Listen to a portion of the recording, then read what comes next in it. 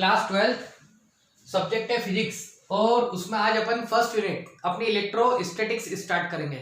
Electrostatics के अंदर आपको जो फर्स्ट टॉपिक पढ़ना है वो है electrostatic force and electric field के बारे में। अब सबसे पहले जो अपने चैप्टर का नाम है अपन उसी के बारे में समझते हैं। What is electrostatics? The branch of physics in which we deals with property of charge. The branch of physics in which we deals with properties of charge at rest condition is called electrostatics. Physics की वो branch जिसके अंदर आप charge की rest की condition का analysis करते हैं। चार्ज की रेस्ट की कंडीशन का एनालिसिस कर रहे हैं तो उसे आपने इलेक्ट्रोस्टैटिक्स बोल दिया। अब अगर आप चार्ज के मोशन की कंडीशन का एनालिसिस करेंगे तो उसे आप करंट इलेक्ट्रिसिटी बोलेंगे।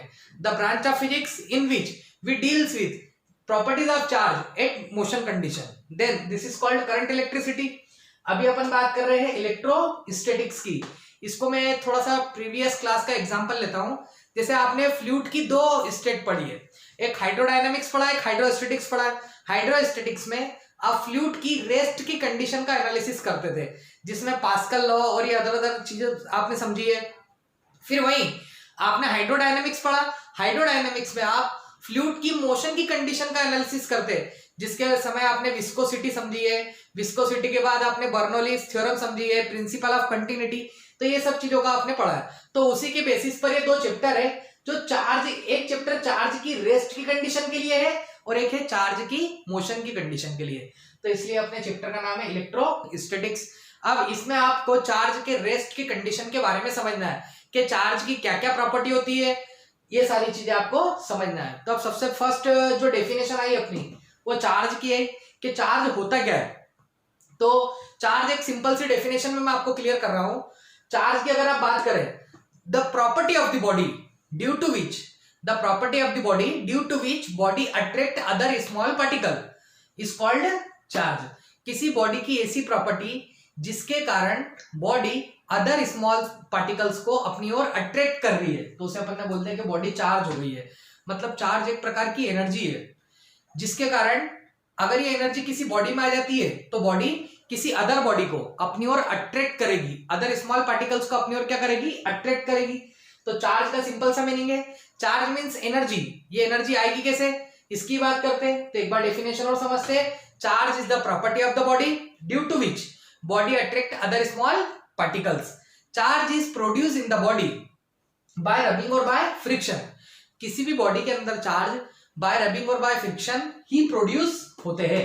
तो अपन ने चार्ज के बारे में बात करी तो सिंपल सी बात है चार्ज। अब अगर और डीप में जाए तो जैसे मास को मेजर करते हैं अपन केजी में, तो वैसे आप किसी बॉडी के चार्ज को भी मेजर कर सकते हो। जैसे मास की अगर बात करें, दो चीजों का एग्जांपल अपन लेके चलेंगे, एक मास ले लेंगे और एक चार्ज ले लेंगे। तो चार्ज को मेजर करने की जो एसआई यूनिट है, मास को मेजर करने की एसआई यूनिट केजी है, वैसे चार्ज को मेजर करने की एसआई यूनिट जो है वो कूलाम है। जैसे मास को मेजर करने की किलोग्राम है तो चार्ज को मेजर करने की कूलाम है। इसका सिंबल अपन केजी यूज करते हैं, इसका कैपिटल सी यूज करेंगे।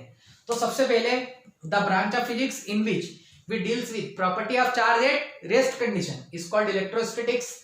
अब चार्ज, आपने इलेक्ट्रोस्टैटिक्स पढ़ा कि चार्ज की रेस्ट की कंडीशन का एनालिसिस करना है। तो चार्ज क्या होता है?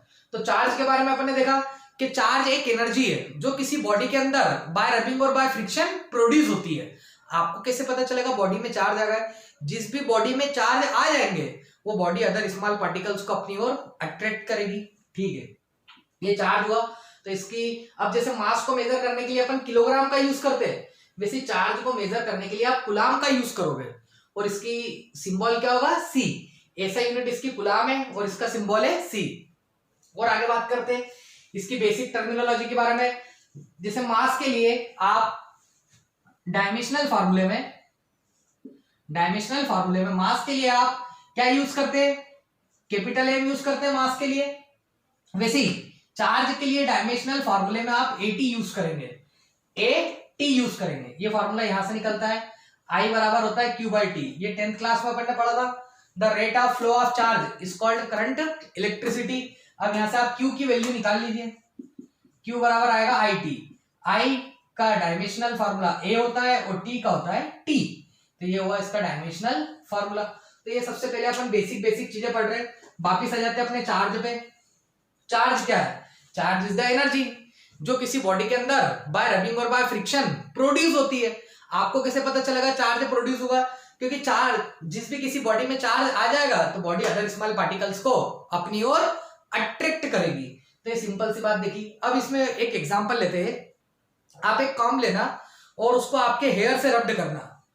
कॉम्ब को आपके हेयर से रब्ड करने पर वो कॉम्ब चार्ज हो जाएगा। आपको कैसे पता चलेगा कॉम्ब चार्ज हो गया? आप उसको जब कागज के स्मॉल पीसेस के पास ले जाएंगे तो कागज के स्मॉल पीसेस को वो अपनी ओर अट्रैक्ट करेगा। इसका मतलब कॉम्ब क्या हो गया? चार्ज हो गया। या तो उसने अपने इलेक्ट्रॉन दे दिए या हेयर से इलेक्ट्रॉन ले लिए, दो चीजें हुई है इसमें। तो अपन ने देखा चार्ज। और इसकी एसआई यूनिट क्या होती है? कूलाम होती है और डायमेंशनल फार्मूला इसका 80 होता है। अब इसमें नेक्स्ट अगर अपन बात करें चार्ज के बारे में, तो चार्ज किसी बॉडी में प्रोड्यूस कैसे होता है? How to produce? तो सबसे पहले जब भी आप किसी बॉडी में रबिंग और फ्रिक्शन करते हैं तो उसमें इलेक्ट्रॉन्स का एक्सचेंज होता है। अब इलेक्ट्रॉन के एक्सचेंज को समझने के लिए आपको बॉडी का सबसे पहले क्रिएशन समझना होगा। किसी भी बॉडी का क्रिएशन कैसे होता है? तो अभी तक अपन ने फर्स्ट डेफिनेशन इलेक्ट्रोस्टैटिक्स पढ़ी है, फिजिक्स की ऐसी ब्रांच जिसमें आप चार्ज की रेस्ट की कंडीशन का एनालिसिस कर रहे हैं। दूसरा आपने चार्ज के बारे में पढ़ा है। चार्ज एक एनर्जी है जो किसी बॉडी में बाय रबिंग और बाय फ्रिक्शन प्रोड्यूस होती है। आपको कैसे पता चलेगा चार्ज आ गया? बॉडी अदर स्मॉल पार्टिकल्स को अपनी ओर अट्रैक्ट करती है। तो ये चार्ज वाली बात हो गई। अब charge, how to produce charge? किसी बॉडी के अंदर चार्ज प्रोड्यूस क्यों होते हैं? रबिंग और फ्रिक्शन करने पर भी चार्ज कैसे प्रोड्यूस होते हैं, तो उसके बारे में बात करेंगे, समझेंगे। अब सबसे पहले किसी बॉडी का स्ट्रक्चर समझते हैं। इस यूनिवर्स में कोई सी भी आप बॉडी ले लीजिए, उसका जो सबसे छोटा पार्ट है, किसी भी बॉडी का सबसे छोटा पार्ट वो मॉलिक्यूल कहलाता है। अब मॉलिक्यूल का भी जो सबसे छोटा पार्ट होता है उसे आप एटम बोलेंगे। आप क्या करें, एक चौक का पीस ले लीजिए। चौक का सबसे छोटा वाला पार्टिकल मॉलिक्यूल, और मॉलिक्यूल का भी सबसे छोटा पीस करेंगे वो कहलाएगा एटम। एटम का जो पूरा मास है वो उसके सेंटर पर होता है। एटम का पूरा मास उसके सेंटर पर लाया करता है और उस सेंटर को अपन न्यूक्लियस कहते हैं। एटम का पूरा मास सेंटर पर, और सेंटर को आप क्या बोलेंगे? न्यूक्लियस। तो देखिए एटम का कुछ स्ट्रक्चर इस प्रकार से अपन समझ सकते हैं। ये पूरा एक एटम हुआ और ये सेंटर पर इसका मास हुआ। इस जगह को आपने न्यूक्लियस बोल दिया, ये न्यूक्लियस हुआ। तो सबसे पहले किसी बॉडी का स्मॉलेस्ट पार्टिकल मॉलिक्यूल, मॉलिक्यूल का भी स्मॉलेस्ट पार्टिकल एटम, एटम का पूरा मास उसके सेंटर पर, और सेंटर को हम क्या बोलेंगे? न्यूक्लियस। ठीक है। अब इस न्यूक्लियस के अंदर दो पार्टिकल होते हैं। इस न्यूक्लियस में 2 पार्टिकल होते हैं। One is called proton and other is called neutron. तो हमने देखा कि इस न्यूक्लियस के अंदर भी 2 पार्टिकल, एक पार्टिकल का नाम प्रोटॉन और एक का नाम क्या है? न्यूट्रॉन। अब इन पार्टिकल की प्रॉपर्टीज के बारे में चर्चा करते हैं कि इन पार्टिकल की क्या प्रॉपर्टी होती है। तो देखिए जो प्रोटॉन होता है, प्रोटॉन की अगर बात करें तो प्रोटॉन जो होता है वो नेचर में पॉजिटिव चार्ज होता है। मतलब इसका नेचर कैसा होता है? पॉजिटिव चार्ज होता है। ये नेचर में पॉजिटिव चार्ज होता है। 2 प्रकार के चार्ज होते हैं, एक पॉजिटिव होता है और एक नेगेटिव होता है। ये अगर अपन बाद में बात करेंगे, पहले समझते हैं। प्रोटॉन का जो नेचर होता है वो पॉजिटिव चार्ज होता है। सेकेंड बात, इस पर चार्ज होता कितना है? जैसे किसी बॉडी का मास आपने बोल दिया बॉडी, इसका मास, ये इसका मास मान लो 3 kg है, किसी चीज का मास 5 kg है। तो ऐसी अपन बात करें कि इसका मास कितना होता है, इस पे चार्ज कितना होता है। तो चार्ज देखेंगे अगर आप प्रोटॉन पे, तो प्रोटॉन पे जो चार्ज है, चार्ज ऑफ प्रोटॉन की बात करें तो 1.6 इंटू 10⁻⁻19 कूलम होता है, और ये प्लस से डिनोट करते हैं। फिर प्रोटॉन के मास की बात करें तो मास ऑफ प्रोटॉन जो होता है वो 1.627 इंटू 10⁻⁻27 kg होता है। तो प्रोटॉन के बारे में 3 बातें समझी। पॉजिटिव नेचर होता है, इस पर जो चार्ज होता है वो कितना होता है? 1.6 इंटू 10⁻⁻19, जो कि 0 से बहुत ही ज्यादा छोटा है। मास 1.627 इंटू 10⁻⁻27 kg होता है। चलिए अब दूसरा जो पार्टिकल था अपना न्यूट्रॉन की बात करते हैं। न्यूट्रॉन के अंदर पॉजिटिव चार्ज और नेगेटिव चार्ज इक्वल अमाउंट में होते हैं। मतलब अगर आप एक प्लस को और एक माइनस को दोनों को ऐड करेंगे तो आंसर रिजल्ट में 0 ही आना है। तो न्यूट्रॉन को न्यूट्रल पार्टिकल बोलते हैं। ये कैसा पार्टिकल है? न्यूट्रल पार्टिकल है। न्यूट्रॉन कैसा पार्टिकल है? न्यूट्रल पार्टिकल है। तो सबसे पहली बात, प्रोटॉन जैसे पॉजिटिव चार्ज है वैसे न्यूट्रॉन न्यूट्रल है, क्योंकि इसमें पॉजिटिव और नेगेटिव की जो नंबर ऑफ रहता है वो कैसा रहता है? सेम होता है। फिर न्यूट्रॉन का मास प्रोटॉन के मास के इक्वल होता है, दोनों का मास बिल्कुल सेम होता है। अब इसके आगे अपनी थ्योरी को बढ़ाते हैं। सबसे पहली बात, ये जो न्यूक्लियस है, ये न्यूक्लियस के चारों ओर कुछ इस प्रकार से ऑर्बिट्स बने होते हैं। न्यूक्लियस के चारों ओर कुछ इस प्रकार से ऑर्बिट्स बने होते हैं। तो ये ऑर्बिट बना दिया अपन ने। अब इन ऑर्बिट्स में इलेक्ट्रॉन रिवॉल्व होते हैं। न्यूक्लियस के चारों ओर कुछ इस प्रकार से ऑर्बिट्स बने होते हैं और इन ऑर्बिट्स में इलेक्ट्रॉन रिवॉल्व होते हैं।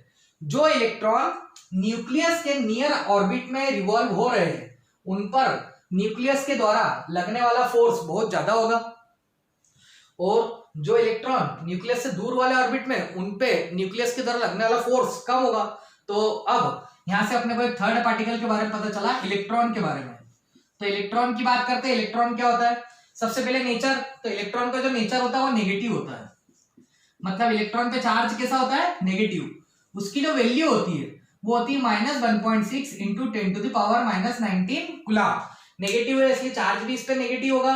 अब आगे की बात करें मास ऑफ इलेक्ट्रॉन, तो इलेक्ट्रॉन का जो मास होता है वो होता है 9.1 इंटू 10⁻⁻31 किलोग्राम। तो देखिए, सबसे पहले आपने बात करी इलेक्ट्रोस्टैटिक्स की, फिजिक्स की ऐसी ब्रांच जिसमें आप चार्ज की रेस्ट की कंडीशन का एनालिसिस कर रहे हैं। ठीक है, अब चार्ज क्या हुआ? तो चार्ज एक एनर्जी है जो किसी बॉडी के अंदर बाय रबिंग और बाय फ्रिक्शन प्रोड्यूस होती है। होता क्या है, इसमें बॉडी एक दूसरे से इलेक्ट्रॉन को एक्सचेंज करती है। आपको कैसे पता चलेगा चार्ज आ गए? बॉडी, जिस बॉडी में चार्ज आ जाते हैं वो अदर स्मॉल पार्टिकल्स को अपनी ओर क्या करती है? अट्रैक्ट करती है। ठीक है, तो अब चार्ज को डीप में समझने के लिए अपन ने क्या करा? किसी बॉडी के स्ट्रक्चर की बात करी। किसी बॉडी के स्ट्रक्चर में बॉडी का सबसे स्मॉल पार्टिकल क्या कहलाता है? मॉलिक्यूल। मॉलिक्यूल का भी सबसे स्मॉल पार्टिकल क्या कहलाएगा? एटम। एटम का ये क्रिएशन समझ लिया। एटम का पूरा मास कहाँ होता है? उसके सेंटर पर। सेंटर के अंदर कितने पार्टिकल होते हैं? दो, एक होता है प्रोटॉन और एक न्यूट्रॉन। प्रोटॉन की बात करें तो प्रोटॉन पॉजिटिव होता है नेचर, चार्ज उसका, उस पर चार्ज कितना होता है? तो 1.6 इंटू 10⁻⁻19 कूलम होता है। प्रोटॉन का मास 1.627 इंटू 10⁻⁻27 केजी होता है। फिर दूसरा पार्टिकल आपने इसमें न्यूट्रॉन देखा। न्यूट्रॉन जो है वो न्यूट्रल पार्टिकल है। न्यूट्रॉन का मास प्रोटॉन के मास के इक्वल है। थर्ड बात अपन ने इलेक्ट्रॉन की करी। अब न्यूक्लियस के चारों ओर ये ऑर्बिट्स बने हुए, इन ऑर्बिट्स में इलेक्ट्रॉन रिवॉल्व होते हैं।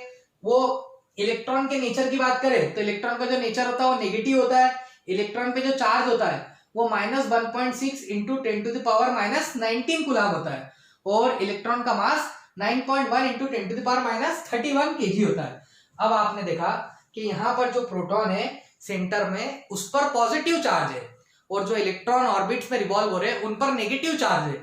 नेगेटिव पॉजिटिव दोनों एक दूसरे को अट्रैक्ट करेंगे। अब अगर नेगेटिव पॉजिटिव दोनों एक दूसरे को अट्रैक्ट कर रहे हैं तो इसका मतलब, और ये घूम भी रहा है इलेक्ट्रॉन, मतलब प्रोटॉन इलेक्ट्रॉन को सेंट्रीपिटल फोर्स प्रोवाइड कर रहा है जिसके कारण इलेक्ट्रॉन घूम पा रहा है। अच्छा, प्रोटॉन इलेक्ट्रॉन को अपनी ओर अट्रैक्ट कर रहा है, इसको ऐसे समझ सकते हैं। प्रोटॉन इलेक्ट्रॉन पे फोर्स लगा रहा है, तो फोर्स किस पर ज्यादा होगा? जो इलेक्ट्रॉन नियर वाले ऑर्बिट में होगा उस पर लगने वाला फोर्स ज्यादा होगा। जो इलेक्ट्रॉन दूर वाले ऑर्बिट में होगा उस पर लगने वाला प्रोटॉन के द्वारा फोर्स बहुत कम होगा। तो जो दूर वाला ऑर्बिट है वहां से इलेक्ट्रॉन आसानी से निकल सकते हैं, या वहां पर इलेक्ट्रॉन आसानी से इंटर हो सकते हैं। मान के चलो आखिरी वाले ऑर्बिट में 18 इलेक्ट्रॉन चाहिए और उसके अंदर 16 इलेक्ट्रॉन है, तो वो 2 इलेक्ट्रॉन को ले लेगा किसी दूसरी बॉडी से।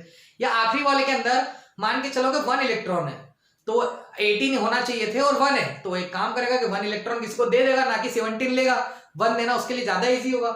तो ये आखिरी ऑर्बिट होता है, और आखिरी ऑर्बिट के अंदर से इलेक्ट्रॉन बाहर जा सकता है, क्योंकि उस पर जो न्यूक्लियस के द्वारा लगने वाला फोर्स है वो वीक हो जाता है। अब किसी बॉडी के अंदर चार्ज कैसे प्रोड्यूस होता है, तो इसका एक एग्जांपल समझिए। जब आप ग्लास रॉड को सिल्क क्लॉथ से रब्ड करते हैं, यहाँ पे 2 चीज आई, एक तो आई ग्लास रॉड, अपन बात करें ये ग्लास रॉड ले ली मैंने, और ये सिल्क क्लॉथ ले ली। जब आप ग्लास रॉड को सिल्क क्लॉथ से रब्ड कर रहे हैं, ये ग्लास और ये सिल्क क्लॉथ। तो जब आप ग्लास रॉड को सिल्क क्लॉथ से रब्ड करेंगे, ग्लास रॉड को जब आप सिल्क क्लॉथ से रब्ड करेंगे तो ग्लास रॉड अपने इलेक्ट्रॉन सिल्क क्लॉथ को दे देगी।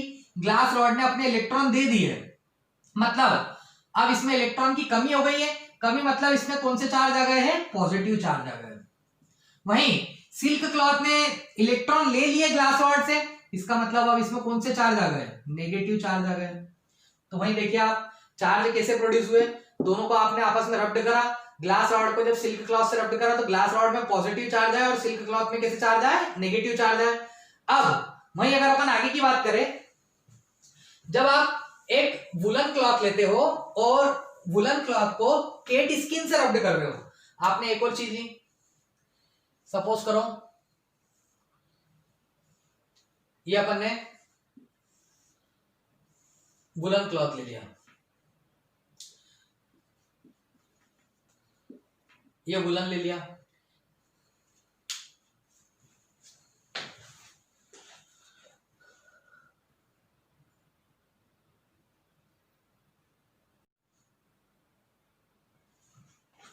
अब अपन बात करेंगे किसी बॉडी के अंदर चार्ज प्रोड्यूस कैसे होता है। तो इसका सबसे सिंपल एग्जांपल लिया मैंने। सबसे फर्स्ट आपने ग्लास रॉड ली, इस ग्लास रॉड को जब आप सिल्क क्लॉथ से रब्ड करोगे, सपोज करो ये सिल्क क्लॉथ ले लिया अपन ने, जब आप इस ग्लास रॉड को इस सिल्क क्लॉथ से रब्ड कर रहे हैं तो ग्लास रॉड पर पॉजिटिव चार्ज आ जाएगा, क्योंकि ग्लास रॉड अपने इलेक्ट्रॉन को सिल्क क्लॉथ को दे देगा और इसी समय सिल्क क्लॉथ इलेक्ट्रॉन को ले लेगा, इसलिए सिल्क क्लॉथ पर नेगेटिव चार्ज आ जाएगा। जब कोई बॉडी इलेक्ट्रॉन को डोनेट करती है तो उस पर पॉजिटिव चार्ज आता है और जो बॉडी इलेक्ट्रॉन को एक्सेप्ट कर रही है उस पर नेगेटिव चार्ज आएगा। तो जब आपने ग्लास रॉड को सिल्क क्लॉथ से रब्ड करा तो रब्ड करने पे इलेक्ट्रॉन का एक्सचेंज हुआ, ग्लास रॉड ने इलेक्ट्रॉन दे दिए और सिल्क क्लॉथ ने इलेक्ट्रॉन ले लिए। तो ये अपन ने देखा सिल्क क्लॉथ और ये हो गई अपनी ग्लास रॉड। अब आगे इसमें बात करते हैं अपन। देखिए अब मैंने एक एबोनाइट की रॉड ली और उसी एबोनाइट की रॉड को मैंने पॉलिथीन से रब्ड करा। एबोनाइट की रॉड ले ली मैंने ये और इस एबोनाइट की रॉड को मैंने पॉलिथीन से रब्ड करा। तो पॉलिथीन से एबोनाइट की रॉड को रब्ड करने पर जब मैंने इस पॉलिथीन को एबोनाइट की रॉड से रब्ड करा तो पॉलिथीन को जब एबोनाइट की रॉड से रब्ड करा तो एबोनाइट की रॉड पर भी पॉजिटिव चार्ज आ गया। इसने भी अपने इलेक्ट्रॉन को पॉलिथीन को दे दिया और वहीं पॉलिथीन भी बात करें तो नेगेटिव चार्ज आ गए, इसने एबोनाइट से इलेक्ट्रॉन ले लिए। तो यहां पर देखिए ग्लास रॉड को जब सिल्क से रब्ड करा तो ग्लास रॉड पे पॉजिटिव चार्ज आए थे और सिल्क क्लॉथ पे नेगेटिव आए थे। दोनों के अंदर स्मॉल पार्टिकल को अपनी ओर अट्रैक्ट करने की प्रॉपर्टी आ चुकी थी। एबोनाइट की रॉड को जब आपने पॉलिथीन से रब्ड करा तो एबोनाइट की रॉड पर भी पॉजिटिव आ गए और पॉलिथीन पर कौन से आ गए, नेगेटिव। तो इस प्रकार से अपना ये बना। अब जब आगे की बात करें तो इसमें हुआ क्या है, इलेक्ट्रॉन का एक्सचेंज हुआ है। ग्लास रॉड ने इलेक्ट्रॉन दिए, सिल्क क्लॉथ ने इलेक्ट्रॉन लिए, इसका मतलब ग्लास रॉड पॉजिटिव हो गई, सिल्क क्लॉथ नेगेटिव हो गई। एबोनाइट को देखा, एबोनाइट ने भी अपने इलेक्ट्रॉन दे दिए, पॉलिथीन ने अपने इलेक्ट्रॉन ले लिए। अब अपन ने इसमें आगे की प्रॉपर्टी की बात करी। जब आप एक चार्ज ग्लास रॉड को एक चार्ज एबोनाइट रॉड के पास में लाए, जब इन दोनों रॉड को आप एक दूसरे के पास में लाए तो हमने देखा कि ग्लास रॉड भी पॉजिटिवली चार्ज थी और ये एबोनाइट रॉड भी पॉजिटिवली चार्ज थी। तो ये दोनों के बीच में रिपल्शन का फोर्स लग रहा था, एक दूसरे को ये दोनों रिपल कर रही थी। ग्लास रॉड एबोनाइट की रॉड को इधर की ओर रिपल कर रही थी, जबकि एबोनाइट की रॉड ग्लास रॉड को एक अदर डायरेक्शन में रिपल कर रही है। दोनों एक दूसरे को रिपल कर रहे हैं। तो देखिए अब तो यहां से पता चला कि दोनों के ऊपर सेम चार्ज है और जब भी किसी बॉडी के ऊपर सेम चार्ज होता है तो दोनों एक दूसरे को रिपल करते हैं। रिपल करते मतलब दोनों एक दूसरे पर अपोजिट डायरेक्शन में फोर्स लगाते हैं। तो इसने इस पर ग्लास रॉड पर इधर फोर्स लगाया और इसने एबोनाइट रॉड पर इधर फोर्स लगाया। फिर वहीं अगर अपन बात करें, जब एबोनाइट की रॉड को आपने पॉलिथीन के पास में लाया तो ये दोनों एक दूसरे को अट्रैक्ट कर रहे थे। अट्रैक्ट मतलब पॉलिथीन भी इसको अपनी ओर अट्रैक्ट कर रही थी और ये भी इसको अपनी ओर अट्रैक्ट कर रहा था। तो देखिए तो अब यहां से पता चलता है कि एबोनाइट पे प्लस है और पॉलिथीन पे क्या है, माइनस। तो एक पॉजिटिव और एक नेगेटिव एक दूसरे को अट्रैक्ट करते हैं। तो यहां से चार्ज की प्रॉपर्टी स्टार्ट हो रही है। तो चार्ज के बारे में आपने क्या क्या पढ़ा है? Charge is the property of the body which attract other small particle. Charge produce in the body by rubbing और बाय फ्रिक्शन। और कैसे प्रोड्यूस हो रहा है ये भी देख लिया। फिर चार्ज कितने प्रकार के होते हैं? दो, एक पॉजिटिव चार्ज और एक नेगेटिव चार्ज। अब इनके बारे में अपन बात करेंगे। देखिए अब ये भी देख लेंगे सेम चार्ज है तो एक दूसरे को रिपल करेंगे और अपोजिट तो एक दूसरे को अट्रैक्ट करेंगे। अब नेक्स्ट अपन बात करते हैं प्रॉपर्टीज ऑफ चार्ज या टाइप्स ऑफ चार्ज की। सबसे फर्स्ट अपन टाइप्स ऑफ चार्ज की बात करते हैं। There are two types of charge. Types of charge, there are two types of charge. One is positive charge. Positive charge की बात करें तो क्या होता है positive charge? When a body donate its electron to other body by rubbing और by friction. जब कोई बॉडी दूसरी बॉडी को अपने इलेक्ट्रॉन को डोनेट करेगी बाय रबिंग और बाय फ्रिक्शन, तो जब उस बॉडी पर जो चार्ज प्रोड्यूस होगा उसे अपन पॉजिटिव चार्ज बोलेंगे। जैसे अभी प्रीवियस एग्जांपल में मैंने आपको बताया, जब आपने ग्लास रॉड को सिल्क क्लॉथ से रब्ड करा तो ग्लास रॉड के अंदर पॉजिटिव चार्ज आ गए क्योंकि उसने अपने इलेक्ट्रॉन को डोनेट कर दिए। तो सिंपल सी definition, when body donates its electron to the another body then charge produce on the body is called positive charge. Second है नेगेटिव चार्ज। नेगेटिव चार्ज की अगर बात करें अपन, नेगेटिव चार्ज की अगर बात करें, when a body accept electron from another body, when a body accept electron from another body then charge produce in the body is called negative charge. जब कोई बॉडी किसी दूसरी बॉडी से इलेक्ट्रॉन को एक्सेप्ट करेगी उस समय बॉडी के अंदर जो चार्ज डेवलप होगा उसे अपन नेगेटिव चार्ज बोलेंगे। अब नेगेटिव चार्ज भी समझ लिया, एक पॉजिटिव चार्ज भी समझ लिया। नेगेटिव चार्ज का एग्जांपल आपने देखा ही है, सिल्क क्लॉथ के अंदर नेगेटिव चार्ज आ गया था। दूसरी बात एक और एग्जांपल देखा अपन ने, एबोनाइट रॉड को पॉलिथीन से रब्ड करा तो पॉलिथीन के अंदर भी नेगेटिव चार्ज आ जाएगा, मतलब इसमें इलेक्ट्रॉन की संख्या ज्यादा हो गई है। और जो पॉजिटिव होता है मतलब उसमें इलेक्ट्रॉन की संख्या क्या हो गई है? कम हो गई है। तो दो प्रकार के चार्ज होते हैं, एक पॉजिटिव चार्ज होता है और एक नेगेटिव चार्ज होता है। सिंपल सी बात अपन ने देखी। अब अपन बात करेंगे प्रॉपर्टीज ऑफ चार्ज की। प्रॉपर्टीज ऑफ चार्ज, कौन कौन सी चार्ज की प्रॉपर्टी होती है। तो अगला अपना लेक्चर स्टार्ट हो रहा है प्रॉपर्टीज ऑफ चार्ज। समझेंगे चार्ज की कौन कौन सी प्रॉपर्टी होती है। सबसे फर्स्ट चार्ज की first property quantization of charge. Quantization of charge में आपको क्या पढ़ना है ये समझेंगे अपन, क्वांटाइजेशन ऑफ चार्ज। अब आपने बोला कि जब भी कोई बॉडी इलेक्ट्रॉन को देती है या इलेक्ट्रॉन को किसी दूसरी बॉडी से लेती है तो बॉडी चार्ज हो जाती है। वो बॉडी कितनी चार्ज हुई है उसका अमाउंट निकालना, कि एक बॉडी ने 100 इलेक्ट्रॉन दिए तो इसमें चार्ज कम आया, आप बोल दोगे। एक ने 1000 इलेक्ट्रॉन डोनेट करे तो उसमें चार्ज ज्यादा आ गया, लेकिन कितना ज्यादा आया ये बताने के लिए क्वांटाइजेशन ऑफ चार्ज का टॉपिक आपको पढ़ना है। तो क्वांटाइजेशन ऑफ चार्ज में बिल्कुल सिंपल सा एक डेफिनेशन अपन ने देखी थी, वो डेफिनेशन बिल्कुल बोर्ड पे ध्यान से समझेंगे।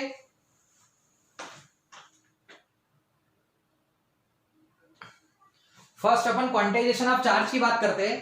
तो क्वांटाइजेशन ऑफ चार्ज में आपको ये निकालना बताया था कि चार्ज को आप कैसे निकाल सकते हो। ठीक है, अब समझते हैं इसमें बोला क्या गया था।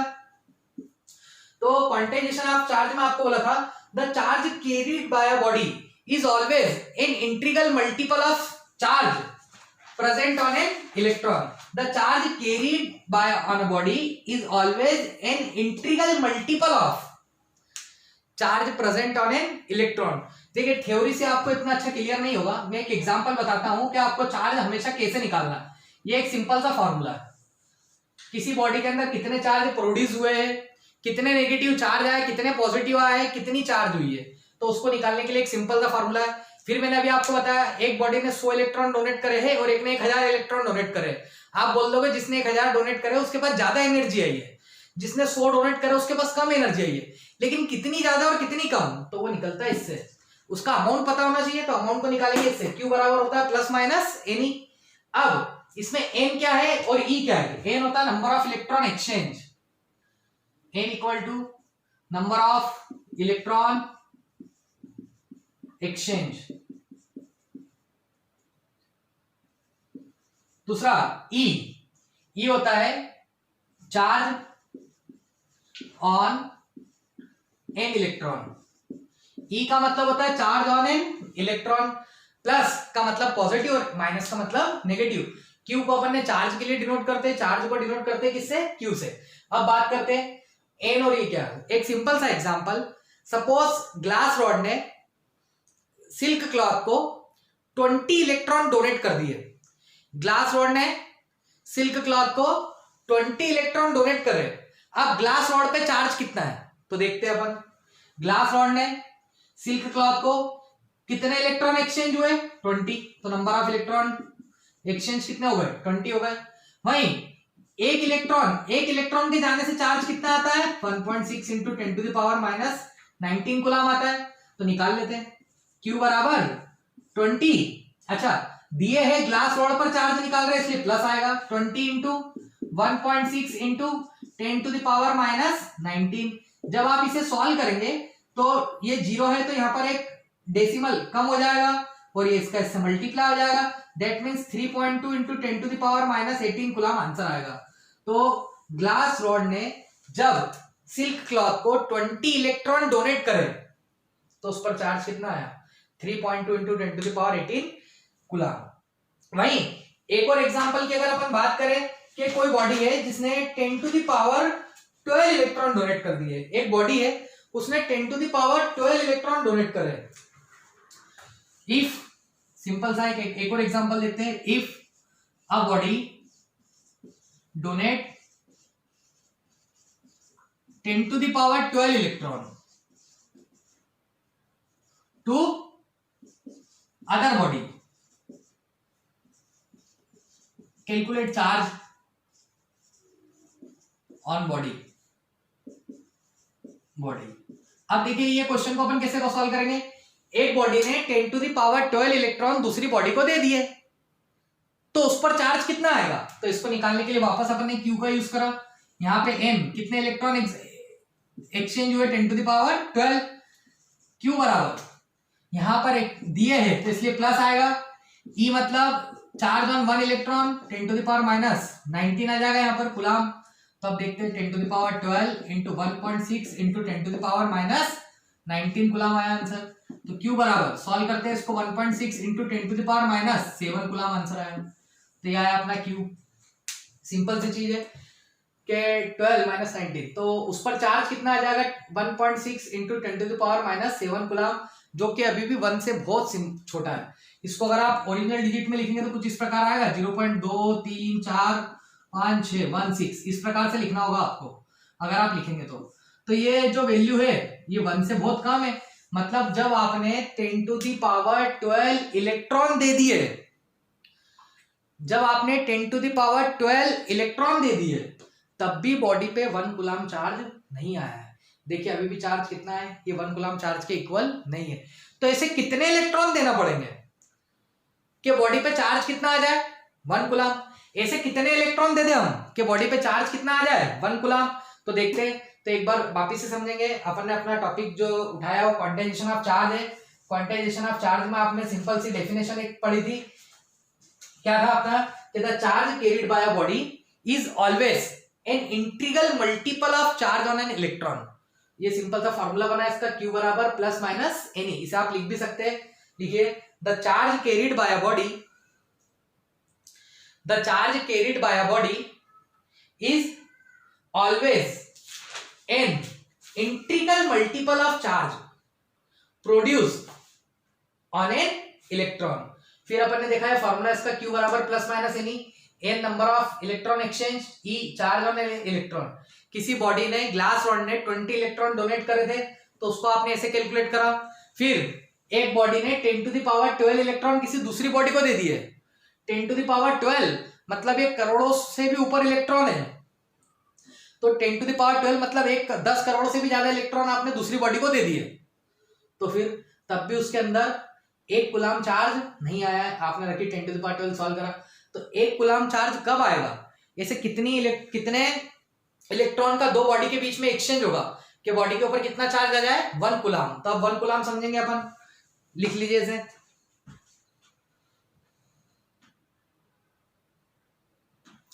इसमें क्वेश्चन समझेंगे। एक एग्जांपल है how many electron should donate and accept to carry out 1 coulomb charge. किसी बॉडी के ऊपर 1 कूलम चार्ज लाने के लिए आपको कितने इलेक्ट्रॉन डोनेट करना पड़ेंगे या एक्सेप्ट करना पड़ेंगे। 1 कूलम चार्ज आना चाहिए। तो देखिए सबसे पहले अपना फार्मूला होता है Q बराबर एनी प्लस और माइनस, अभी इसलिए नहीं लगा रहे क्योंकि दोनों की बात चल रही है। तो Q बराबर हमने फार्मूला लिखा एनी। अब इसमें चार्ज की वैल्यू कितनी चाहिए 1 कूलम, तो ये Q की प्लेस पर अपन 1 लिख देंगे क्योंकि आपको दिया 1 कूलम चार्ज। बोला है क्वेश्चन में how many electron should donate और accept to carry out 1 coulomb charge. N निकालना है आपको, नंबर ऑफ चार्ज। E की वैल्यू आपको पता है 1.6 into 10 to the power minus 19 coulomb. जब आप ये सारी वैल्यूज फॉर्मूले में रखेंगे तो Q बराबर N फाइंड करना है, Q की प्लेस पर 1 आ जाएगा, N फाइंड करना है, E की प्लेस पर 1.6 into 10 to the power minus 19 coulomb आ जाएगा। अब N की वैल्यू निकालना है तो पूरा इसके अपॉन में आ जाएगा 1.6 into 10 to the power minus 19। जब आप इस एक्सप्रेशन को सॉल्व करेंगे तो ये आंसर आएगा 6.2625 into 10 to the power 18 electron. जब आप इसे सॉल्व करेंगे तो आपके पास आएगा 6.625 into 10 to the power 18 electron. तो एक सिंपल सा क्वेश्चन सॉल्व करा कि किसी बॉडी को 1 कूलम चार्ज के लिए कितने इलेक्ट्रॉन डोनेट और एक्सेप्ट करना पड़ेंगे। तो अगर लिखा है 1 कूलम चार्ज तो इसका मतलब 6.625 into 10 to the power 18 electron या तो बॉडी ने दिए या बॉडी ने लिए हैं। नोट करिए इसे।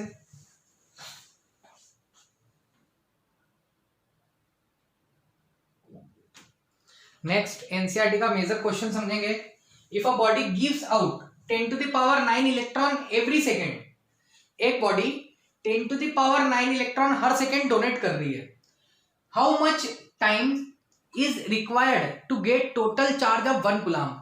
एक body 10 to the power 9 electron हर सेकेंड किसी दूसरी बॉडी को दे रही है, तब कितनी देर बाद, कितने समय बाद उस बॉडी पर 1 कूलम चार्ज आ जाएगा। तो सबसे पहले हम देखते हैं कि जब बॉडी ने पहले second 10 to the power 9 electron को दिया तो उस पर कितना चार्ज आया। तो चार्ज निकालने का सबसे पहले नंबर ऑफ चार्ज एक सेकेंड में कितने दे रहे हैं, तो number of electron donate in 1 second, एक सेकेंड में कितने इलेक्ट्रॉन उसने डोनेट करे, तो यहां पे लिखा है 10 टू द पावर 9। अब इस पर चार्ज कितना आएगा, देन चार्ज निकालने के लिए फॉर्मूला Q बराबर डोनेट करे इसलिए प्लस आएगा, अपन एन लिख देते हैं। एन की प्लेस पर 10 टू द पावर 9 आ जाएगा, Q की प्लेस पर 1.6 into 10 to the power minus 19 आएगा। जब आप इसे सॉल्व करेंगे तो 1.6 into 10 to the power minus 10 coulomb, मतलब एक सेकेंड में बॉडी पर कितना चार्ज आया 1.6 into 10 to the power minus 10 coulomb. एक सेकेंड में बॉडी पर 1.6 into 10 to the power minus 10 coulomb charge आया है, जो कि 1 से बहुत ही ज्यादा कम है। तो ऐसे कितने सेकेंड उसको चार्ज देना पड़ेंगे कि बॉडी पर 1 कूलम चार्ज आ जाए। तो लिखते हैं यहां पर एक सेंटेंस बनाते हैं। देखिए 1.6 into 10 to the power 10 coulomb charge produce in 1, produce कितने सेकंड में प्रोड्यूस हुआ ये 1 सेकंड में। 1.6 into 10 to the power minus 10 coulomb charge produce equal to कितने सेकंड में हुआ है 1 सेकंड। अब अपने को तो 1 कूलम निकालना है, तो यहां पे जब 1 आएगा तो ये पूरा कहां आ जाएगा इसके अपॉन में, तो लिख देते हैं 1 कूलम चार्ज प्रोड्यूस कितने सेकंड में, तो 1 के अपॉन में 1.6 into 10 to the power minus 10 second आ जाएगा।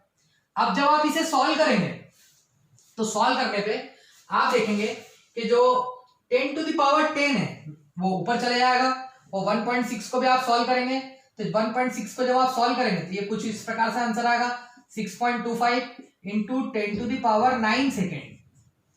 तो देखिए एक बार और, कितने इलेक्ट्रॉन एक सेकेंड में 10 टू द पावर 9 इलेक्ट्रॉन को डोनेट किया जा रहा है, तो कितने समय बाद उस पर 1 कूलम चार्ज आएगा। तो सबसे पहले एक सेकंड में देखते हैं एक सेकंड में कितना चार्ज आया, Q बराबर प्लस माइनस एनी, एन की प्लेस पे 10 टू द पावर 9 आ गया, ई की प्लेस पे ये लिख दिया, सॉल्व करा, 1.6 into 10 to the power minus 10 coulomb charge produce 1 second.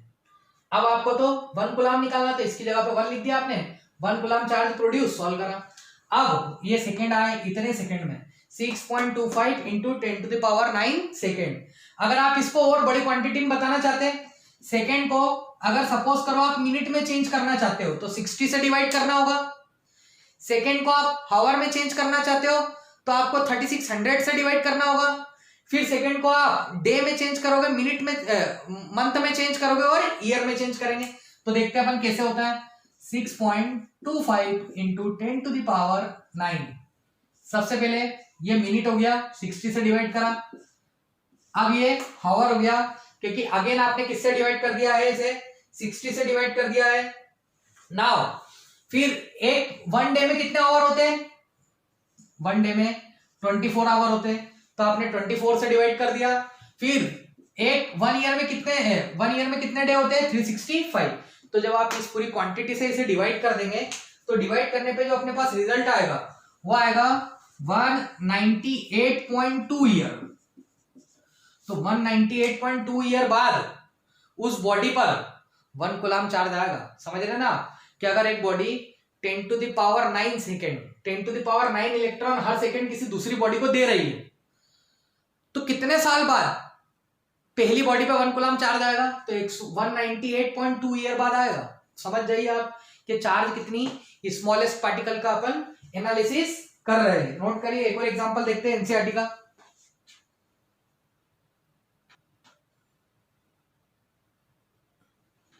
अब अपन बात करेंगे चार्ज की सेकेंड प्रॉपर्टी की, जो है law of conservation of electric charge.